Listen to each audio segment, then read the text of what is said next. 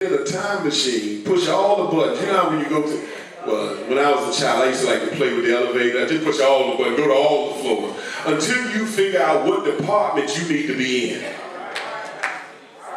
Because the sad truth is many of us are living below the religious poverty level. Some of us, in fact, are going to have to reach up to get to hell. He ain't talking to me, I'm talking to you if it just offended you. Huh?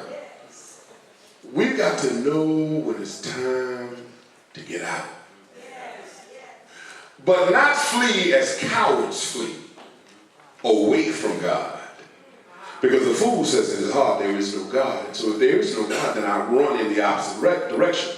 But we've got to be like the ancients. When they ran away from the city to the deserts and to the coast, they didn't run away from God. They were running to a better place with God.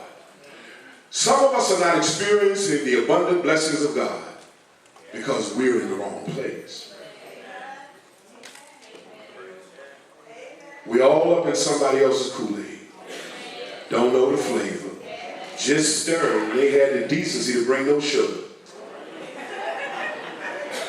If you and I cannot be a sweet offering to God, to others, and ultimately to ourselves, we're in the wrong place.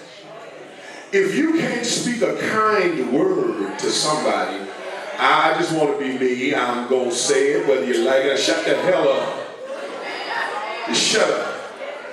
You see, because you will miss glory because you have been an offense to somebody. Well, God know my heart. Yeah, he know your heart. You ought to check your mouth at the door. Because everything that you think you're grown enough to say, some of that stuff God's going to hold against you. Well, I didn't mean it. I was mad. Dogs get mad. Christians think on the goodness of God. And then they speak as God has ministered to them. Because they want to run away with God. They want to have an affair with God. And guess what? God does not dwell in unclean places. Turn to your neighbor and say, neighbor, God ain't dealing in your mess, your foolishness, and your events. If you want to have intimacy with God, then you've got to have a pure heart, a pure mind, a soul that is not sworn deceitfully, nor been lifted up in vanity. Oh, I'm preaching up in here right now.